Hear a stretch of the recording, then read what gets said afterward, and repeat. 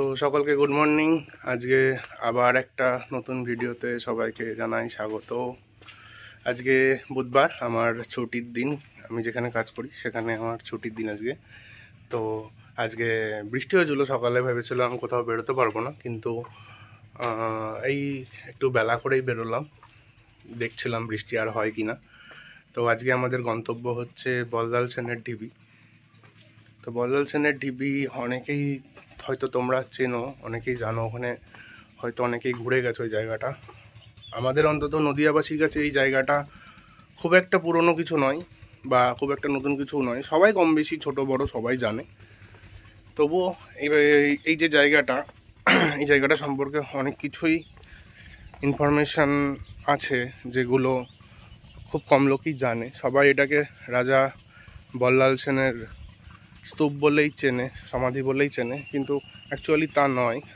আমি যতদূর জানি এটা কোনো সমাধি বা কোনো রাজার সমাধি নয়।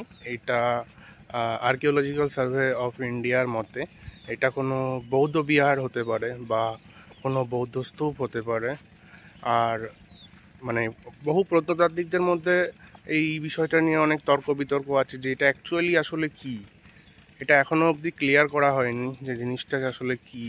তবে এখনও অবধি আনুমানিক বলা হয় বহু প্রত্নতাত্ত্বিকদের মধ্যে যে এটা একটা সমাধিস্তূপ নয়, এটা একটা বৌদ্ধ বিহার অথবা একটা বৌদ্ধ স্তূপ। এই স্তূপটি নির্মিত হয়েছিল আনুমানিক 12 দশকের আগে, যতদূর সম্ভব, মানে প্রত্নতাত্ত্বিকরা এমনটাই জানায়। বল্লাল সেনের ঢিবি জায়গাটা সম্পর্কে আরও একটা ইনফরমেশান আছে।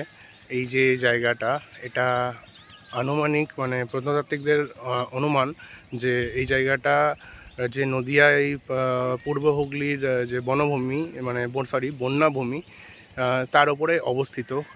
এই স্তূপটি সম্পূর্ণ শক্ত পোড়ামাটির ইট দিয়ে এবং যে চুনা পাথর সেই সব দিয়ে তৈরি, এবং এই যে স্ট্রাকচারগুলো দেখা যাচ্ছে আমার পিছনে, এগুলো মাটি থেকে অন্তত 30 ফুট উঁচু। বল্লাল সেনের ঢিবি এই এরিয়াটা টোটাল অনেকটা জায়গা জুড়েই বিস্তৃত, প্রায় 1300 বর্গফুট এরিয়া নিয়ে এই জায়গাটা টোটালটা বিস্তৃত। আমার পিছনে যে জায়গাটা আপনারা দেখতে পাচ্ছেন, শুধুমাত্র এটা না, এটা বেস করে সাইডে আরও অনেক জায়গা আছে। আমি যেখানে দাঁড়িয়ে আছি, এই যে আমার পেছনে যতটা দেখা যাচ্ছে, এটা টোটালটা এই এরিয়ার মধ্যেই পড়ে। এই জায়গাটা মানে বল্লাল সেনের ঢিবি যে জায়গাটা, এই জায়গাটা এখনও অবধি মানে আমাদের যে এএসআই আছে ইন্ডিয়াতে, আর্কিওলজিক্যাল সার্ভে অফ ইন্ডিয়া, সে এখন অবধি পুরোপুরি তারা এই জায়গাটা তাদের দখলে নেয়নি, সবে তালিকাভুক্ত হয়েছে। এবং শোনা যায় কয়েকদিন পরেই হয়তো এটা তার দখলে নিয়ে নেবে, কিন্তু এখানে সারাদিনে সেরকম কোনো সিকিউরিটি গার্ড সেরকম আমরা দেখতে পাইনি আজ অবধি। আর এই জায়গাটা ঢোকার জন্য কোনো রকম টিকিট, টাকা পয়সা কিছুই লাগে না। আমি যতদূর জানি এটা সকাল 10টার সময় খুলে যায় এবং সন্ধ্যে 6টা অবধি খোলাই থাকে। একটা মেন গেট আছে, ওই মেন গেটটা। আর বিকেলের দিকে দু একজন দেখেছি মাঝে মাঝে পাহারা দিতে, কিন্তু সেভাবে এখানে কোনো হাই সিকিউরিটি বা সেরকম কিছু থাকে না এখন অবধি, যেহেতু আর্কিওলজিক্যাল সার্ভে অফ ইন্ডিয়া এটা নিজেদের দখলে নেয়নি। সেই জন্য এই জায়গাটা আমি এসেছি বহুবার, তবে সেভাবে এই ডিটেলস সম্পর্কে জানা ছিল না। আমি কয়েকদিন আগে এটা সম্পর্কে পড়ছিলাম গুগলে, তখন বেশ কিছু ইনফরমেশান জানতে পারলাম, যেগুলো তোমাদের সাথে শেয়ার করলাম। অনেক প্রত্নতাত্ত্বিক মনে করে এটা কোনো পুরনো মন্দির ছিল, অথবা মানে মন্দিরের যে ধ্বংসস্তূপ, যে কমপ্লেক্স টাইপের, সেরকম অনেক কিছুই পাওয়া গেছে। আমি এখানে বহুবার এসেছি। প্রথমবার এসেছিলাম আমাদের কলেজের বন্ধু বান্ধবীদের সাথে, তারপরে নিজেও এসেছি, একবার এসেছিলাম, এদিকে একটা কাজ ছিল, তো কি মনে হলো একবার যাই, ঘুরে যাই। এখানে একজনের বাড়িতে আমার নেমন্তন্ন ছিল, বিয়ে বাড়ির, তো ফেরার পথে এখানে একদিন ঢুকেছিলাম। আর তারপরে বন্ধু বান্ধবদের সাথেও এসেছি বহুবার। আজকে এসেছি আমার কাকার ছেলের সাথে। আজকে আমারও ছুটি, ওরও ছুটি, ভালো লাগছিল না বাড়িতে বসে বসে, বৃষ্টি রোদ হয়েই যাচ্ছে পরপর। একটু আগে এখানে শুধুমাত্র আমরা নই, আরও অনেকজন এসেছিল ঘুরতে। কিছু মানুষের সাথে কথা বললাম, তারাও অনেকে অনেক কিছু জানে। এখানে দিনে অন্তত 20-30 জন ঘুরতে আসে প্রায়।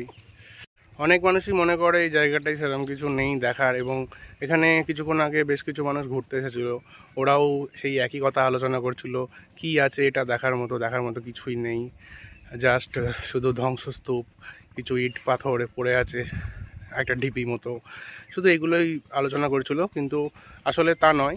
এবং অ্যাকচুয়ালি এই জায়গাটা অনেকটা পুরনো ইতিহাস আছে, যদিও পুরোপুরি এখনও জানা যায়নি, বহু মতভেদ আছে এই জায়গাটাকে নিয়ে, কিন্তু এই জায়গাটা একদমই বেকার নয়, এই জায়গাটার অনেক গুরুত্ব আছে। এটা একটা হিস্টোরিক্যাল প্লেস, এবং এটার পিছনে অনেক গল্প আছে, অনেক কাহিনী আছে, অনেক ভালো ভালো ইনফরমেশনও আছে, যেগুলো আমরা গুগল সার্চ করলে পেতে পারি। তো আমাদের বল্লাল সেনের ঢিবি ঘোরা পুরোপুরি কমপ্লিট, এবং এখানে এতক্ষণ ছাওয়া ছাওয়া ছিল, রোদ ছিল না, এখন প্রচণ্ড রোদ উঠেছে, তাই বেশিক্ষণ আর দাঁড়ানো যাবে না, এবং আমাদের পুরো ঘোরা কমপ্লিট হয়ে গেছে, সেই জন্য এবার এখান থেকে বেরিয়ে যাব বাড়ির দিকে। তো দেখা হচ্ছে পরের ভিডিওতে, সঙ্গে থেকো, এই চ্যানেলটাকে সাবস্ক্রাইব করে দিও, পরের বার আরও ভালো ভিডিও নিয়ে আসার চেষ্টা করব তোমাদের জন্য। Still then, tata, bye by.